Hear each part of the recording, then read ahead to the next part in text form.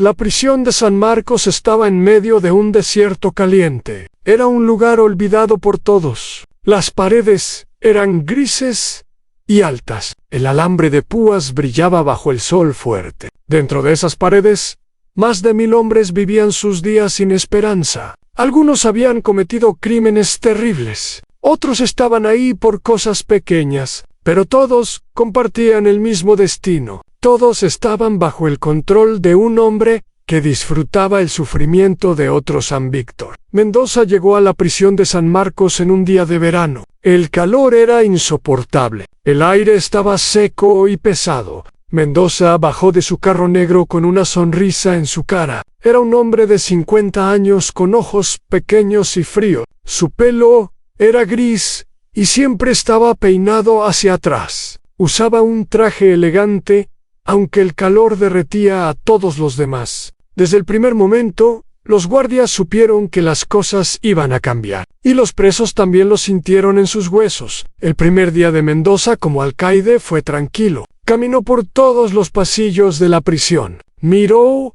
cada celda. Observó cada rincón. Solo miraba con esos ojos fríos que parecían calcular todo. Los presos lo veían pasar y sentían un escalofrío. Había algo malo en ese hombre, algo oscuro que no podían explicar, pero que todos sentían en la primera semana. Mendoza llamó a todos los guardias a una reunión. La reunión fue en una sala grande cerca de su oficina. Los guardias se sentaron en sillas de metal. Mendoza se paró frente a ellos con las manos detrás de la espalda. Su voz era tranquila pero firme cuando habló. Esta prisión ha sido manejada con debilidad, dijo Mendoza. Los presos hacen lo que quieren. No hay respeto. No, Jaime, eso va a cambiar desde hoy. Los guardias se miraron entre ellos. Algunos estaban confundidos, otros estaban preocupados, pero nadie dijo nada. Mendoza continuó hablando. A partir de ahora, cualquier falta de respeto será castigada severamente. Cualquier desobediencia será castigada. Cualquier intento de causar problemas será aplastado. Ustedes tienen mi permiso total para mantener el orden. Usen la fuerza que sea necesaria. Un guardia joven llamado Pedro levantó la mano. Era nuevo en la prisión y todavía creía en hacer las cosas bien. Señor, ¿qué pasa con las reglas sobre el trato a los presos?, preguntó Pedro. Mendoza lo miró fijamente. Su sonrisa desapareció por un momento. Luego volvió. Pero ahora era una sonrisa fría y amenazante. Las reglas están para guiarnos, no para limitarnos, respondió Mendoza. Lo que pasa dentro de estas paredes, se queda dentro de estas paredes. ¿Entendido? Pedro asintió lentamente. Entendió el mensaje claramente. Las reglas no importaban para Mendoza. Solo importaba el poder en las siguientes semanas.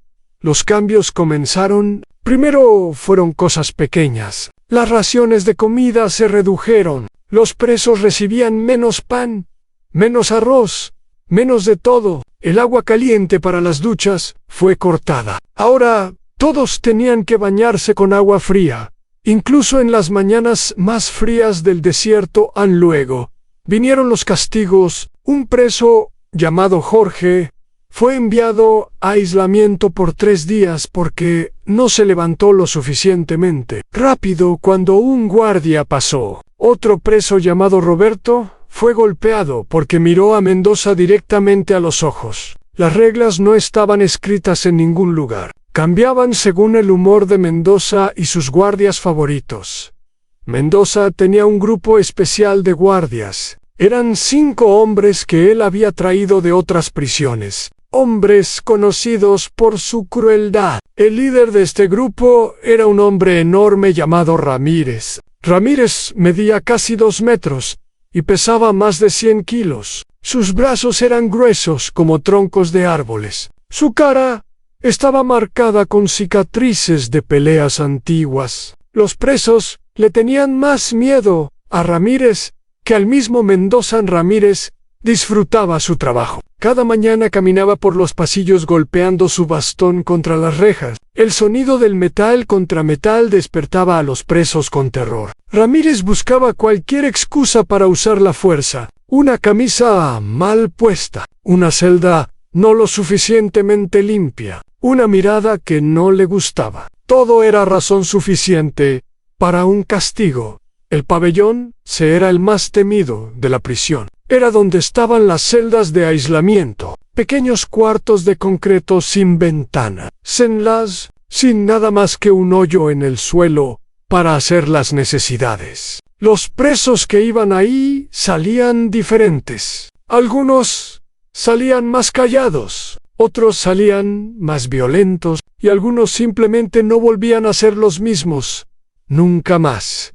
Había un preso en el pabellón llamado Tomás Herrera. Tomás era diferente a muchos de los otros presos. Era un hombre tranquilo de 42 años. Tenía el pelo negro con algunas canas y ojos cafés, que siempre parecían tristes pero amables. Tomás estaba en prisión por un error. Había manejado borracho y había causado un accidente. Nadie murió, pero una persona quedó herida. El juez le dio 5 años.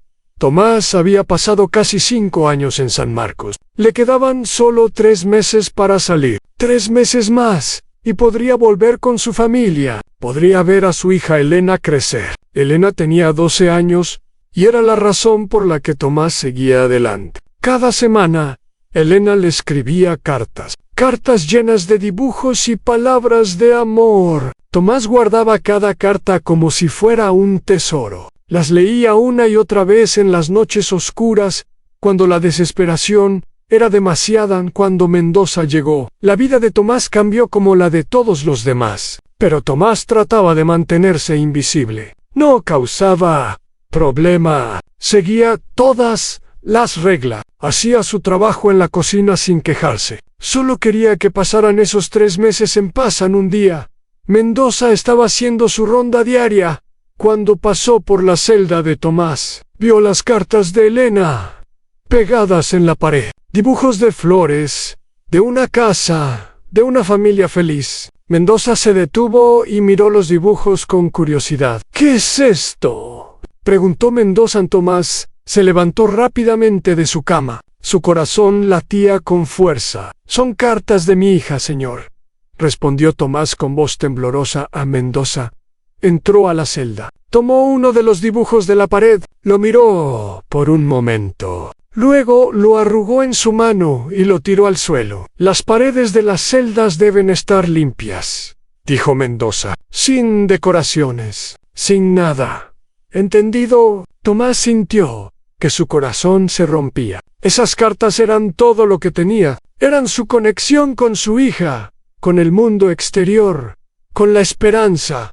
«Por favor, señor», dijo Tomás, «solo son dibujos de mi hija. No hacen daño a nadie». Mendoza se volteó lentamente. Sus ojos fríos se clavaron en Tomás.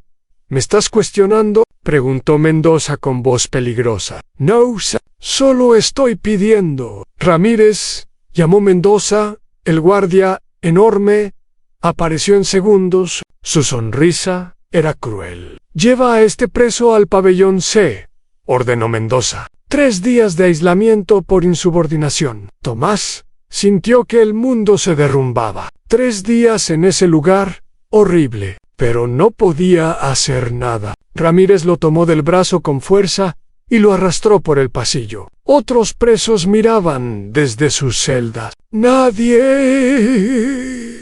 dijo nada. Nadie podía hacer nada en el pabellón C. Tomás fue empujado dentro de una celda pequeña y oscura. La puerta de metal se cerró con un golpe fuerte. La oscuridad era total. El silencio era ensordecedor. Tomás se sentó en el suelo frío y lloró. Lloró por él, por su hija, por todos los hombres que sufrían en este lugar.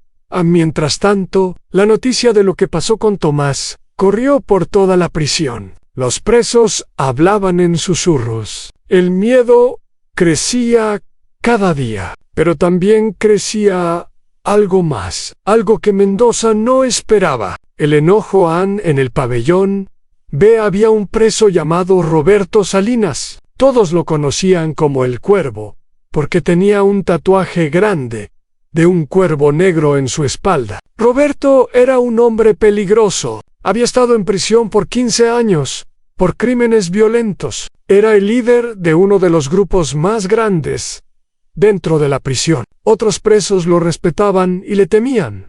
Al mismo tiempo, Roberto había visto muchos alcaides ir y venir. Había sobrevivido a todos ellos. Pero Mendoza era diferente. Mendoza no solo quería control, quería destruir el espíritu de cada hombre en esa prisión. Roberto lo veía en sus ojos, y eso lo preocupaba una noche.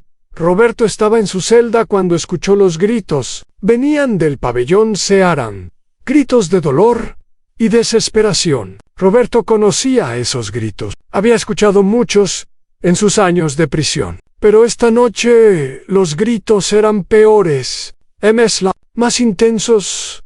Al día siguiente, Roberto se enteró de que un preso joven había sido golpeado casi hasta la muerte por Ramírez. El crimen del joven había sido pedir más comida porque tenía hambre. Y ahora estaba en la enfermería luchando por su vida. Roberto decidió que tenía que hacer algo. No podía simplemente sentarse y ver cómo Mendoza destruía a todos, pero no podía actuar solo. Necesitaba aliados, necesitaba unir a los presos, y eso no iba a ser fácil. Dentro de la prisión había muchos grupos diferentes. Estaban los hombres de Roberto, estaban los seguidores de Miguel Ángel Torres, un hombre de negocios que había caído por fraude, pero que controlaba muchas cosas dentro de la prisión. Y estaban los hombres de Damián Orozco, un exsoldado que lideraba a los presos más jóvenes y violentos. Estos tres grupos habían sido enemigos por años, habían peleado por territorio, por recursos, por respeto. Había sangre entre ellos, heridas que parecían imposibles de sanar. Pero Roberto sabía que si no se unían, Mendoza los destruiría a todos. El primer paso era hablar con Miguel Ángel. Roberto lo encontró en el patio durante la hora de ejercicio. Miguel Ángel era un hombre de 55 años con pelo blanco y anteojos. No parecía peligroso, pero su mente era afilada como un cuchillo. Había construido un imperio de corrupción antes de ser atrapado, y dentro de la prisión seguía moviendo hilos. «Tenemos que hablar», dijo Roberto acercándose a Miguel Ángel.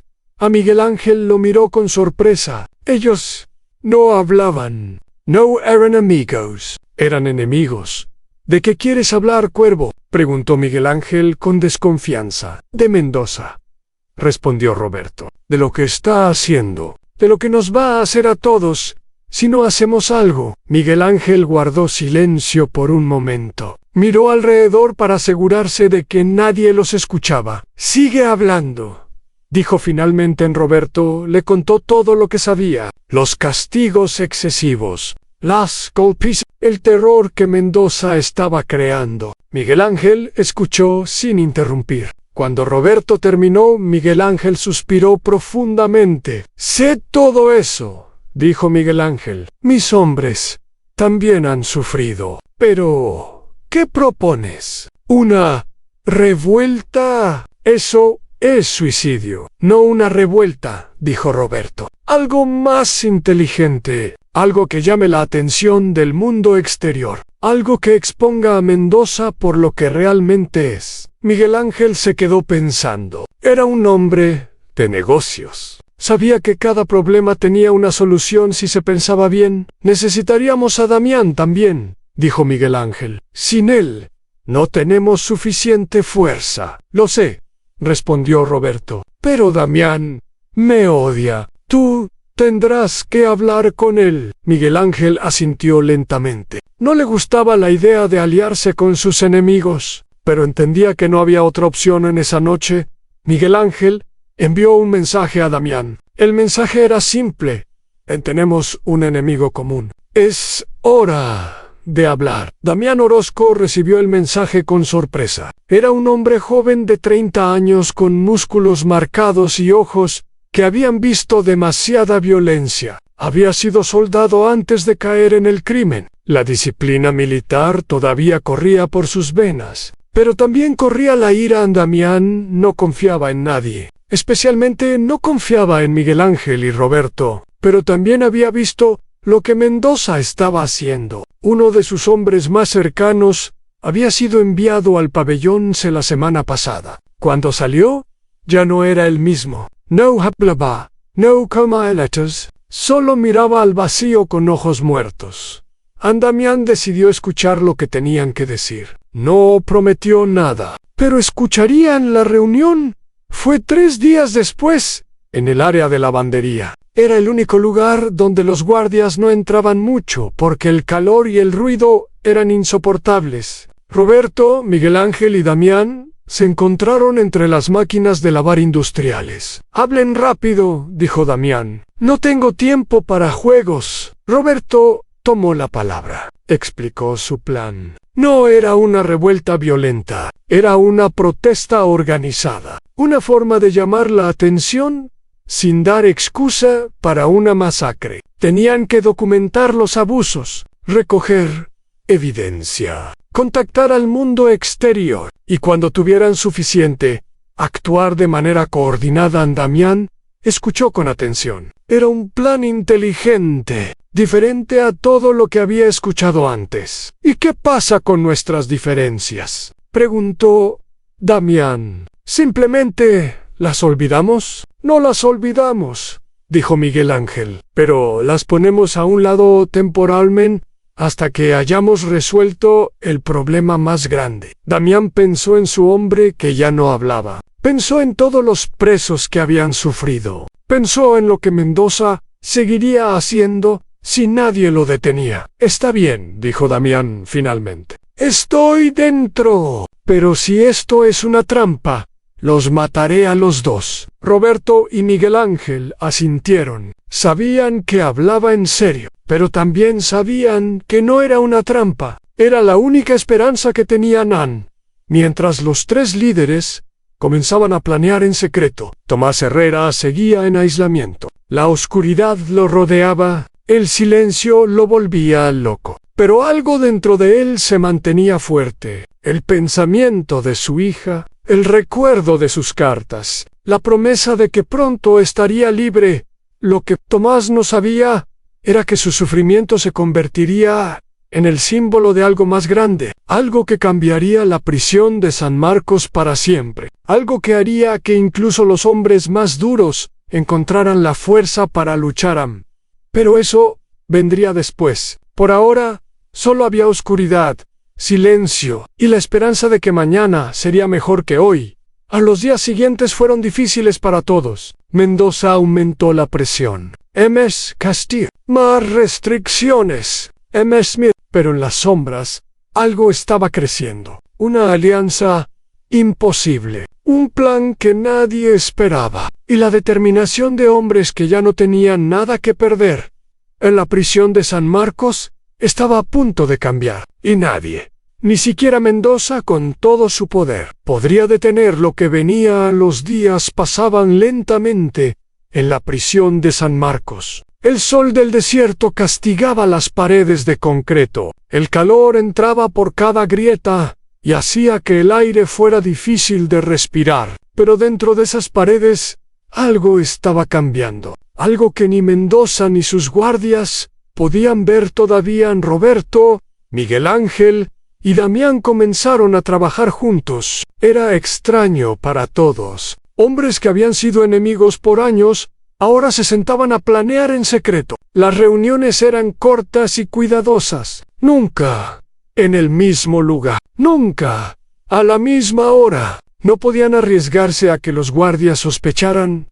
El primer paso del plan era documentar los abusos. Necesitaban evidencia, pruebas que pudieran mostrar al mundo exterior lo que realmente pasaba en San Marcos. Roberto asignó a 3 de sus hombres más confiables para esta tarea. Tenían que recordar fechas, nombres y detalles de cada castigo injusto. Todo se escribía en pequeños papeles que se escondían en lugares secretos.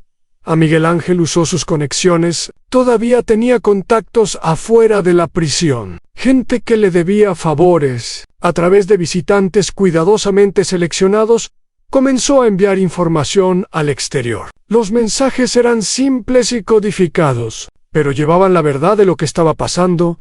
Andamián se encargó de mantener la paz entre los grupos. Esto era lo más difícil. Había mucha sangre vieja entre ellos, rencores que no se olvidaban fácilmente, pero Damián tenía un don para hablar con los hombres jóvenes. Les explicaba que ahora tenían un enemigo más grande, que las peleas internas solo ayudaban a Mendoza. Tomás Herrera salió del aislamiento después de 3 días, cuando la puerta de metal se abrió. La luz lo siguió. Sus ojos se habían acostumbrado a la oscuridad total. Ramírez lo empujó hacia afuera, con una risa cruel. «Espero que hayas aprendido tu lección», dijo. Ramírez. San Tomás no respondió. No podía en su garganta. Estaba seca y su cuerpo estaba débil. 3 días sin luz, con poca agua y menos comida, habían dejado su marca. Pero algo en sus ojos había cambiado. Ya no había solo tristeza. Ahora había algo más, algo que parecía ira contenida. Cuando Tomás llegó a su celda, encontró que todas sus cartas habían desaparecido. Los dibujos de Elena en las palabras de amor. Todo se había ido. Tomás se quedó parado en la puerta de su celda por varios minutos. No sé, no hablé. Solo miraba el espacio vacío, donde antes estaban los tesoros más importantes de su vida. Un preso de la celda de al lado, un hombre mayor llamado Don Felipe, se acercó a las rejas. «Hermano», dijo Don Felipe en voz baja, «Mendoza ordenó que las quemaran. Yo vi cuando lo hicieron». Tomás finalmente se movió, se sentó en su cama y miró sus manos vacías. Las lágrimas corrían por su cara, pero no hacía ningún sonido. Era un llanto silencioso. El llanto de un hombre que había perdido lo último que le quedaba. La noticia de lo que pasó con Tomás corrió rápido por la prisión. Los presos hablaban de las cartas quemadas, de cómo Mendoza había destruido los dibujos de una niña pequeña solo para causar dolor. Esta historia tocó algo profundo en muchos hombres. Algunos tenían hijos propios, otros recordaban a sus madres, sus hermanas, las personas que amaban afuera. Roberto escuchó la historia y supo que era importante. Tomás no era un criminal peligroso, era un hombre común que había cometido un error. Su historia podía resonar con el mundo exterior. Podía mostrar la crueldad de Mendoza de una manera que todos pudieran entender. En esa noche, Roberto envió a uno de sus hombres a hablar con Tomás. El mensajero era un joven llamado Carlos, que tenía cara de niño, pero había visto cosas terribles en sus 20 años de vida. Carlos encontró a Tomás acostado en su cama, mirando el techo. «Tomás», dijo Carlos en voz baja, «alguien quiere hablar contigo. Es importante». Tomás no respondió al principio. Parecía estar muy lejos, perdido en sus pensamientos. «Por favor», insistió Carlos, «hay algo que puedes hacer, algo que puede importar». Finalmente, Tomás se volteó y miró a Carlos. Sus ojos estaban rojos de llorar. «¿Qué puede importar ya?», preguntó Tomás. «Me quitaron todo». «No todo», dijo Carlos. «Todavía tienes tu historia, y tu historia puede ayudar a muchos». Al día siguiente, Tomás se reunió con Roberto en el área de trabajo. Trabajaban lado a lado haciendo tareas de limpieza, mientras hablaban en susurros. «Sé lo que te hicieron», dijo Roberto, «y sé que duele. Pero necesito que hagas algo». «¿Qué?», preguntó Tomás. «Necesito que escribas tu historia, todo lo que pasó, las cartas de tu hija, cómo Mendoza las destruyó».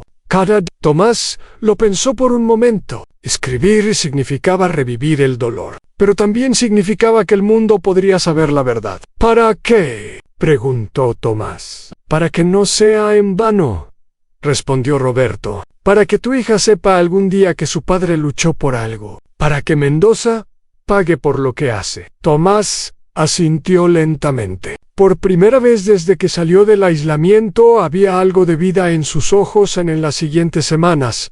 El plan avanzó. Tomás escribió su historia en pequeños pedazos de papel que se pasaban de mano en mano, hasta llegar a Miguel Ángel.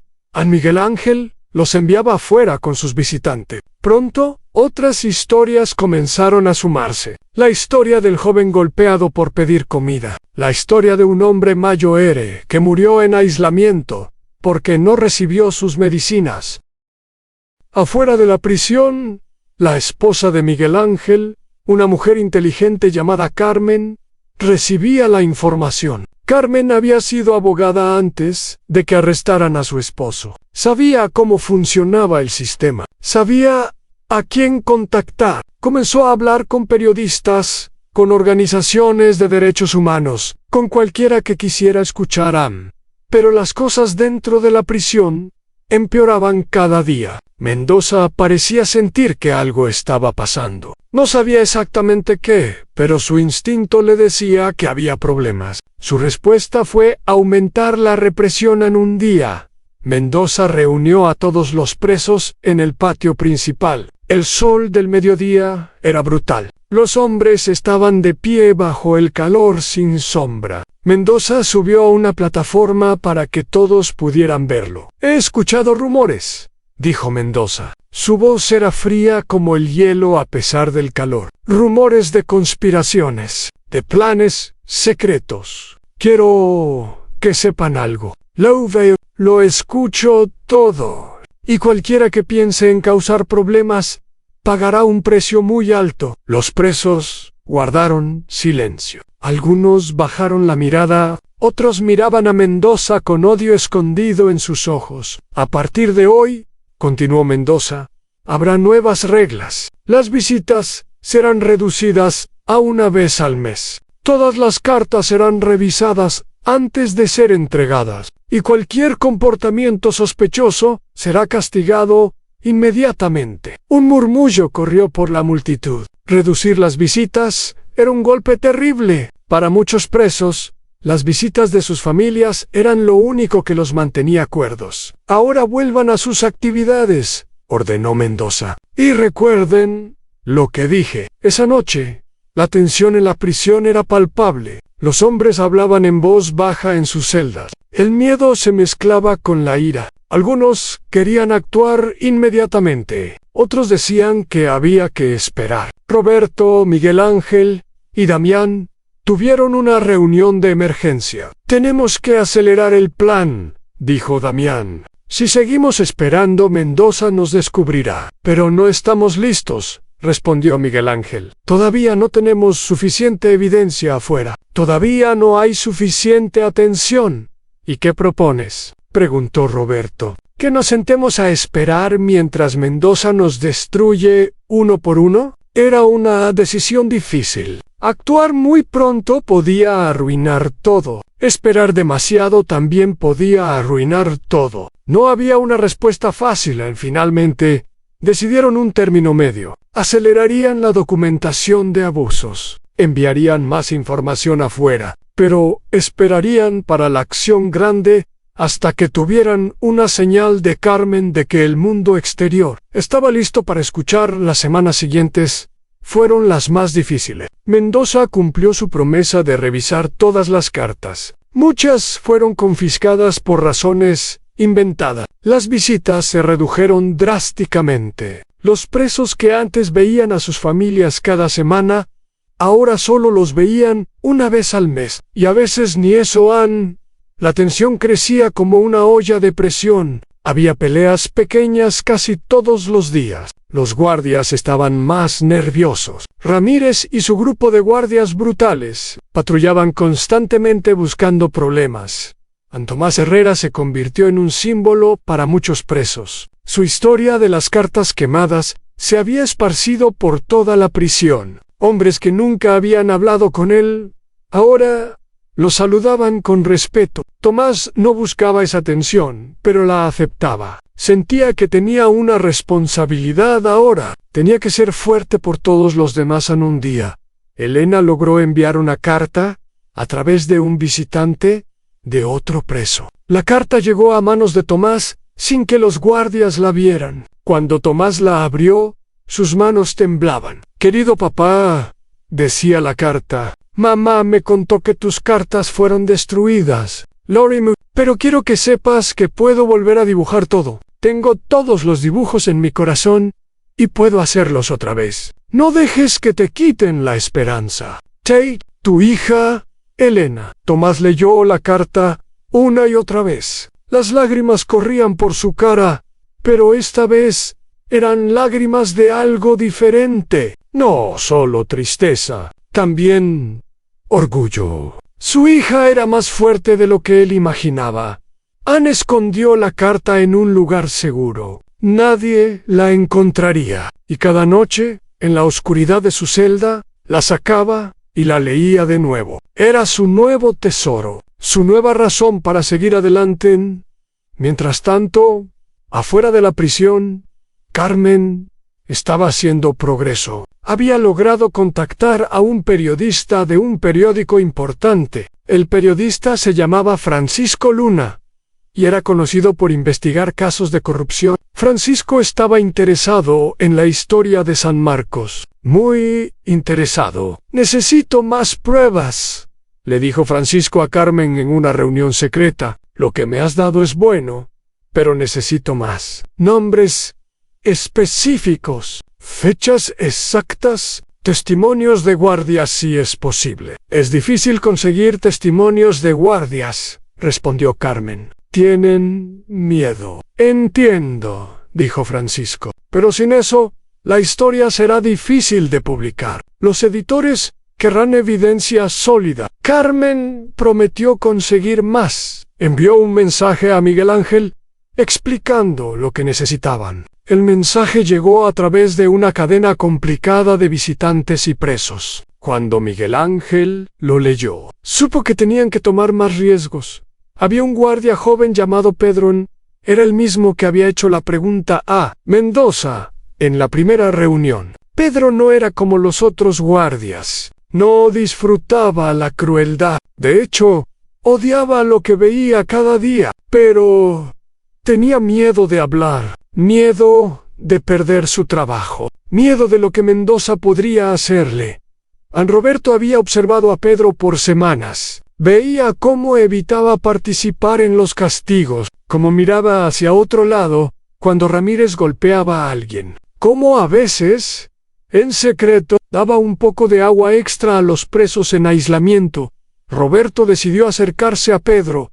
Era arriesgado. Si Pedro era leal a Mendoza, todo el plan podía ser descubierto, pero sin el testimonio de un guardia, no tendrían la evidencia que necesitaban. Una tarde, Roberto encontró a Pedro solo en un pasillo. El guardia parecía cansado. Había sombras oscuras bajo sus ojos. «Guardia Pedro», dijo Roberto con respeto. «¿Puedo hablar con usted un momento?» Pedro miró a Roberto con sorpresa. Los presos normalmente evitaban hablar con los guardias directamente. «¿Qué quieres?», preguntó Pedro nerviosamente. «Solo quiero preguntarle algo», dijo Roberto. «¿Por qué se hizo guardia de prisión?». La pregunta tomó a Pedro desprevenido. Nadie le había preguntado eso nunca. «Para ayudar», respondió Pedro después de un momento. «Quería ayudar a la gente a rehabilitarse, a tener una segunda oportunidad».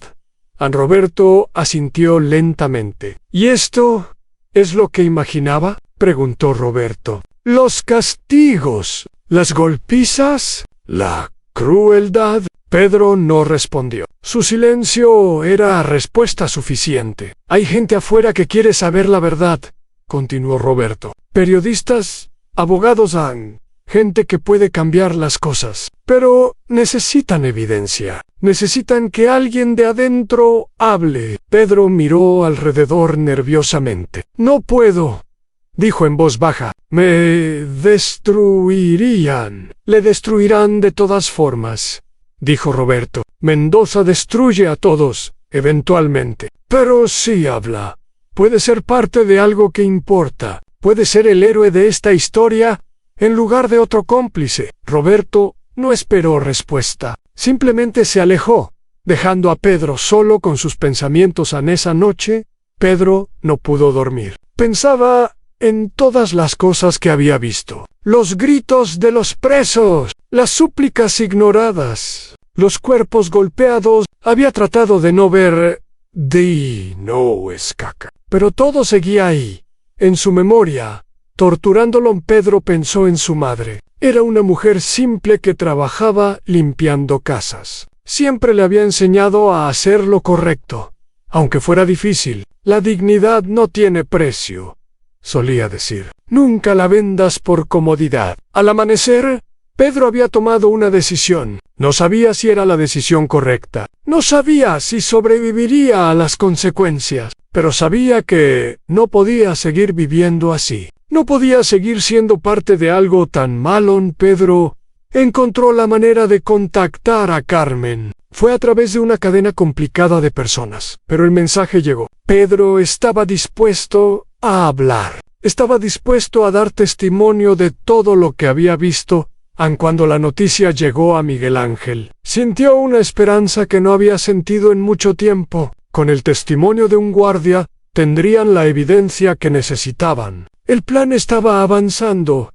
Pero Mendoza también estaba avanzando. Sus espías dentro de la prisión habían notado comportamientos extraños. Presos que antes eran enemigos, ahora se saludaban con respeto. Mensajes que pasaban de mano en mano. Reuniones secretas en lugares escondidos. Mendoza llamó a Ramírez a su oficina. Algo está pasando, dijo Mendoza. No sé qué es, pero lo voy a descubrir. Quiero que aumentes la vigilancia. Quiero que escuches cada conversación. Quiero saber todo lo que se habla en esta prisión. Ramírez sonrió con placer. Con gusto, jefe, dijo Ramírez. Y si encuentro a los responsables, tráemelos, respondió Mendoza. Vivos.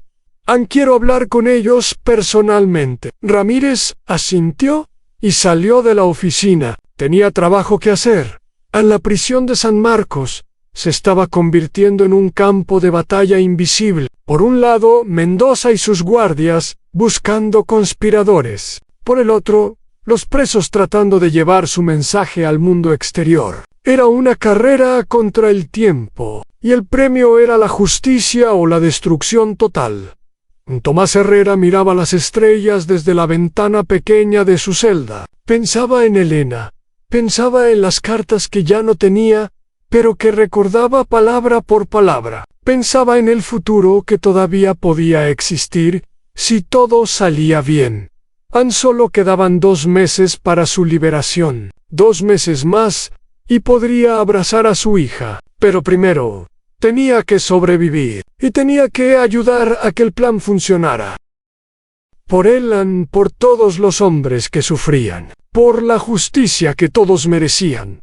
El viento del desierto soplaba fuera de las paredes de la prisión. Llevaba arena y secretos. Y pronto, llevaría algo más. La verdad de lo que pasaba en San Marcos. Una verdad que cambiaría todo.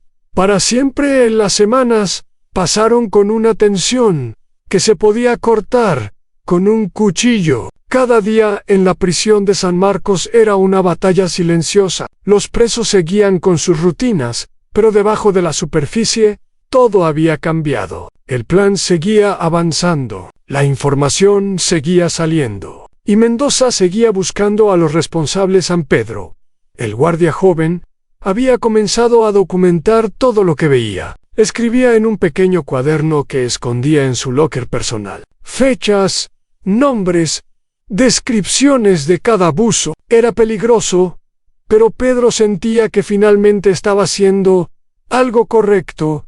En una noche, Pedro logró reunirse en secreto con Carmen. La reunión fue en un café pequeño lejos de la ciudad. Carmen llegó vestida de manera simple para no llamar la atención. Pedro temblaba de nervios cuando se sentó frente a ella. «Gracias por venir», dijo Carmen. «Sé que esto no es fácil para usted». «No es fácil», admitió Pedro, «pero no puedo seguir callado. He visto cosas horribles, cosas que me mantienen despierto por las noches». Carmen sacó una grabadora pequeña de su bolso.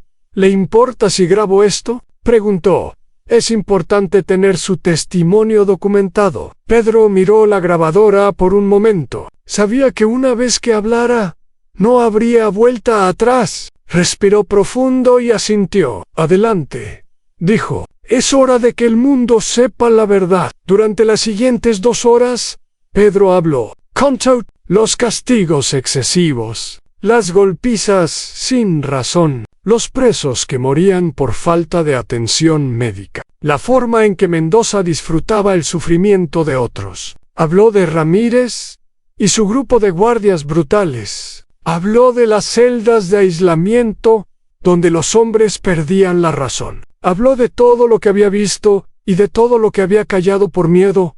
Aun cuando terminó, Carmen tenía lágrimas en los ojos. Había escuchado historias antes, pero escucharlas de un guardia era diferente. Era una confirmación de que todo era verdad. Esto es muy valiente, dijo Carmen. Con su testimonio, podemos hacer algo. ¿Qué va a pasar ahora?, preguntó Pedro. Vamos a publicar la historia, respondió Carmen. El periodista Francisco Luna está listo, pero necesitamos hacer algo más. Necesitamos que la acción dentro de la prisión coincida con la publicación. Así el impacto será mayor. Pedro entendió lo que eso significaba. Tendría que seguir actuando normal dentro de la prisión mientras el mundo exterior se preparaba para actuar dentro de San Marcos. La situación se volvía más tensa cada día. Ramírez había aumentado la vigilancia, tal como Mendoza ordenó. Sus espías estaban en todas partes. Escuchaban conversaciones, observaban movimientos, buscaban cualquier señal de conspiración en un día. Uno de los espías de Ramírez vio algo sospechoso. Un preso del grupo de Damián pasaba un pequeño papel a otro preso del grupo de Roberto. Esto no era normal. Estos grupos no se comunicaban entre ellos. El espía informó a Ramírez inmediatamente. Ramírez arrestó a ambos presos y los llevó al pabellón C para interrogarlos. El interrogatorio duró horas. Pero los presos no hablaron. Habían sido entrenados para esto. Sabían que el plan era más importante que su propio sufrimiento. Cuando los presos fueron devueltos a su celda, estaban golpeados, pero no rotos. No habían revelado nada. Ramírez estaba furioso. Informó a Mendoza que había algo pasando, pero que no podía descubrir qué era. Encuentra a los líderes, ordenó Mendoza. Si no puedes hacerlos hablar, entonces empieza a apretar más fuerte a todos. Eventualmente, alguien hablará. La represión aumentó. Mendoza eliminó completamente los privilegios de recreación. Ahora los presos solo podían salir de sus celdas para trabajar y comer. No había tiempo en el patio. No había tiempo para nada que no fuera sufrimiento. Roberto, Miguel Ángel y Damián tuvieron que ser aún más cuidadosos. Sus reuniones se volvieron más cortas y menos frecuentes. La comunicación se hacía a través de códigos complicados. Un saludo de cierta manera significaba una cosa. Una palabra específica significaba otra. Era difícil, pero funcionaban. Tomás Herrera seguía contando los días para su liberación. Ahora quedaba menos de un mes. 30 días más y sería libre. Pero también sabía que no podía solo esperar. El plan necesitaba de todos, y Tomás estaba dispuesto a hacer su parte.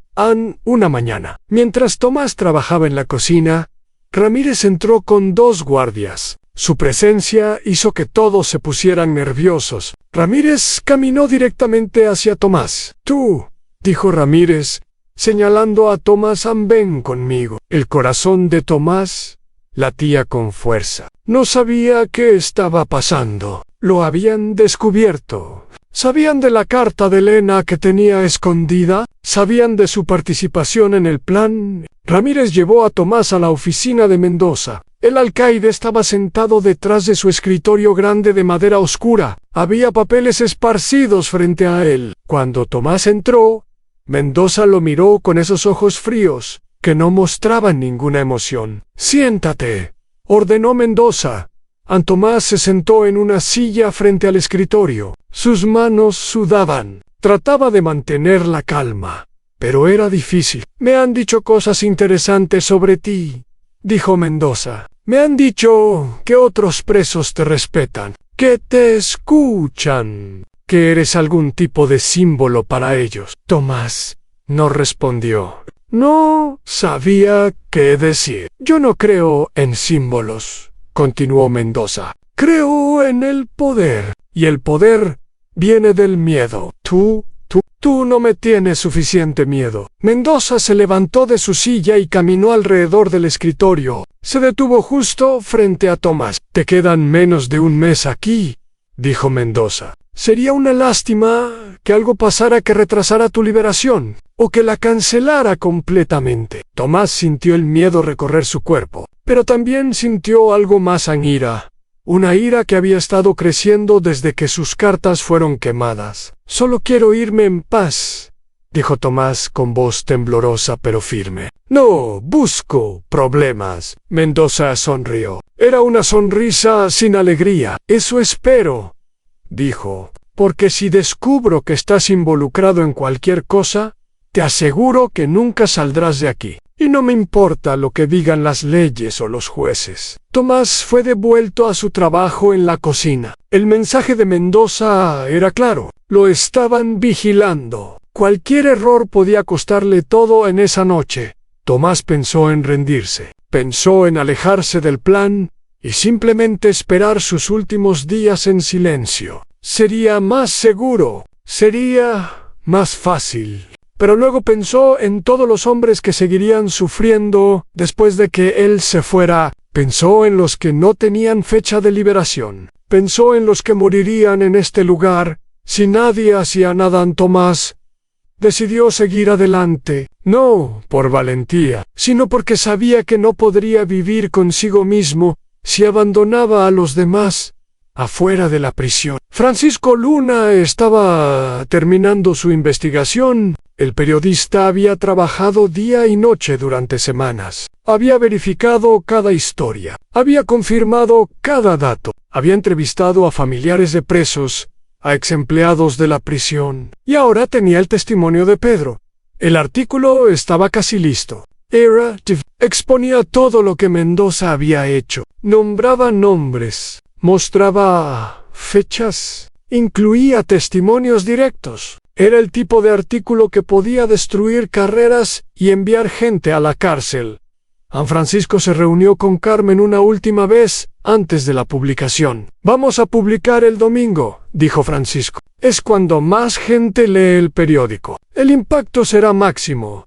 ¿Y qué pasa después?, preguntó Carmen. Después, todo depende de la reacción del público y del gobierno, respondió Francisco. Si hay suficiente presión, tendrán que actuar. Tendrán que investigar. ¿Y los presos adentro? ¿Qué pasa con ellos? Francisco suspiró. Esta era la parte difícil. Va a haber un periodo de caos, admitió. Cuando la historia salga, Mendoza va a reaccionar. No sabemos cómo. Es por eso que la acción de los presos es importante. Si pueden mantener la tensión hasta que llegue ayuda externa, tienen una oportunidad. Carmen asintió. Entendía los riesgos. Enviaría un mensaje a Miguel Ángel con la fecha de la publicación. Los presos tendrían que estar listos. En el mensaje llegó a la prisión 3 días antes del domingo. Viajó a través de la cadena de comunicación secreta hasta llegar a Miguel Ángel. Cuando lo leyó, su corazón latió con fuerza. Era el momento que habían estado esperando en esa noche. Hubo una reunión de emergencia entre Roberto, Miguel Ángel y Damián. La reunión fue en el baño del pabellón A, el único lugar donde no había cámaras en el domingo, dijo Miguel Ángel. Ese, el día. La historia sale en el periódico. Tenemos que estar listos.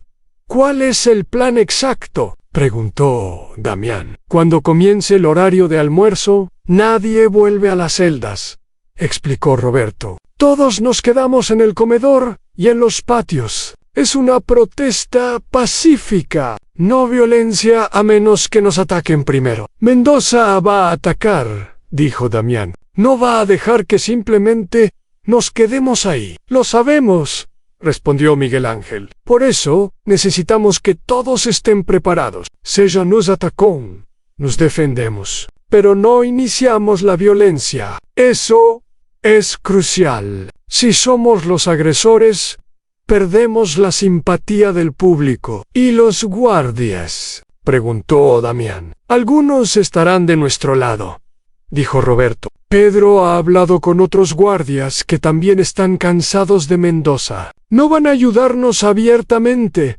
pero tampoco van a usar fuerza excesiva. Los 3 hombres pasaron las siguientes horas planeando cada detalle. ¿Quién estaría en qué posición? ¿Cómo se comunicarían una vez que empezara todo? ¿Qué hacer si las cosas se ponían muy mal?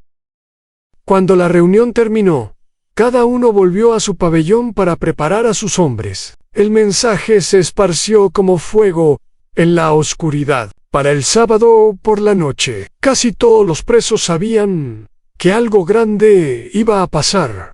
Tomás recibió el mensaje a través de don Felipe, el viejo de la celda de al lado. Mañana es el día, hermano, susurró don Felipe. ¿Estás listo? Tomás miró por la pequeña ventana de su celda. La luna brillaba sobre el desierto. Pensó en Elena, pensó en todo lo que había pasado, pensó en todo lo que podía pasar mañana. Estoy listo, respondió Tomás en esa noche. Pocos presos durmieron. La anticipación era demasiada. Algunos rezaban, otros escribían cartas que tal vez nunca serían enviadas, otros simplemente miraban la oscuridad esperando el amanecer. A Mendoza también estaba despierto. Algo le decía que había problemas cerca. Había aumentado los guardias para el fin de semana. Había preparado todo para cualquier emergencia, pero no sabía exactamente qué esperar a Pedro. El guardia joven tampoco dormía. Sabía lo que venía. Había decidido que cuando todo empezara, él no participaría en la represión. Se haría a un lado. Tal vez eso lo destruiría profesionalmente, pero ya no le importaba. Ya no podía ser parte de la máquina de crueldad de Mendoza.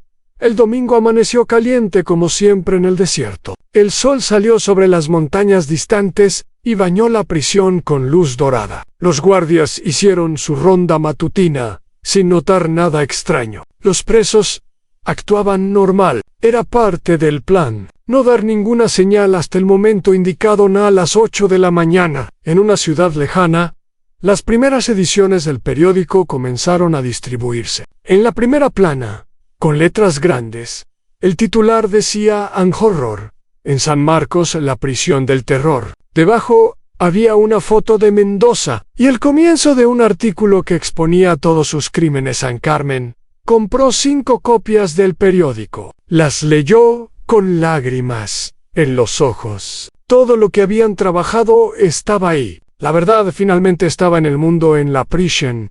Los presos no sabían que el artículo ya había sido publicado. No tenían acceso a noticias del exterior, pero sabían que era el día. Y estaban listos a las 11 de la mañana.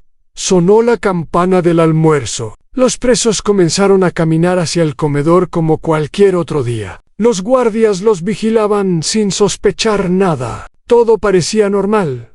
Los presos entraron al comedor y tomaron sus bandejas de comida. Se sentaron en las mesas largas de metal. Comieron en silencio. Los guardias se relajaron un poco. Otro almuerzo sin problemas.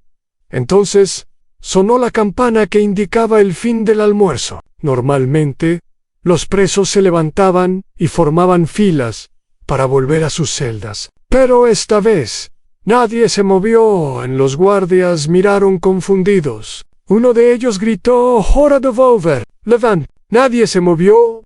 Otro guardia gritó más fuerte: "Es una orden, levántense ahora". 800 hombres permanecieron sentados en sus lugares. El silencio era ensordecedor. Roberto se puso de pie lentamente. Todos los ojos se volvieron hacia él. "No vamos a volver a las celdas", dijo con voz fuerte y clara. "No hasta que nuestras demandas sean escuchadas". No hasta que se haga justicia. El caos estaba a punto de comenzar, pero no era el caos que Mendoza esperaba. Era algo diferente. Era el sonido de hombres que ya no tenían miedo. El sonido de una revolución silenciosa que estaba a punto de estallar. Los guardias corrieron a informar a Mendoza. El alcaide estaba en su oficina cuando recibió la noticia. Su cara se puso roja de ira. Caminó hacia el comedor con Ramírez y todos los guardias disponibles.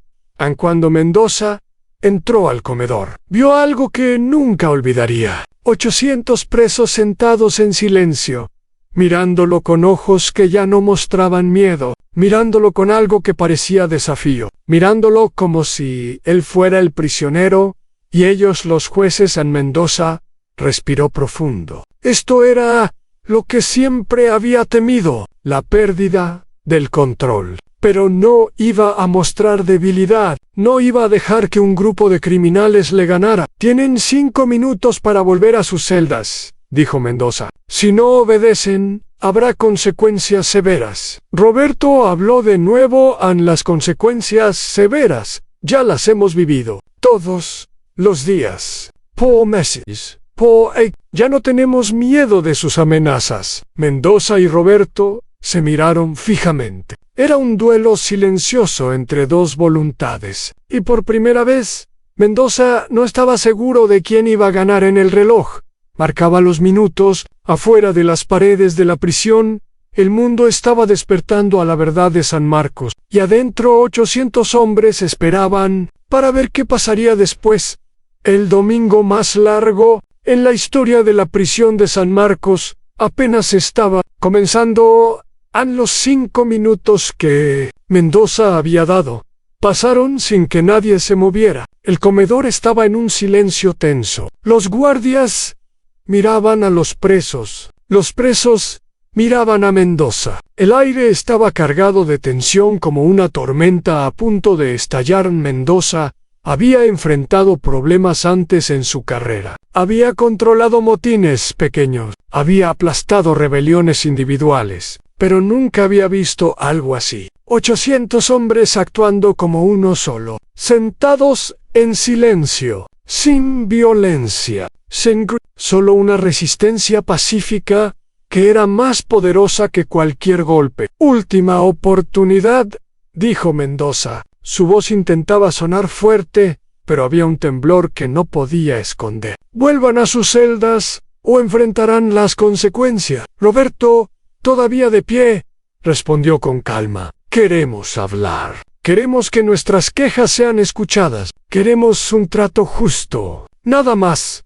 No negocio con criminales, escupió Mendoza. Entonces tenemos un problema, dijo Roberto, porque no vamos a movernos. Mendoza miró a Ramírez. El guardia enorme esperaba una orden. Sus ojos brillaban con anticipación. Quería violencia. Quería una excusa para usar la fuerza. Sáquenlos, ordenó Mendoza. Uno por uno, si es necesario. Ramírez sonrió y caminó hacia la mesa más cercana. Tomó a un preso del brazo e intentó levantarlo a la fuerza. Pero otros presos se levantaron inmediatamente y rodearon a Ramírez. No lo tocaron. No lo golpearon. Solo se pararon alrededor de él, bloqueando su camino. Ramírez soltó al preso y dio un paso atrás. Por primera vez, el guardia enorme parecía nervioso. Estaba rodeado de hombres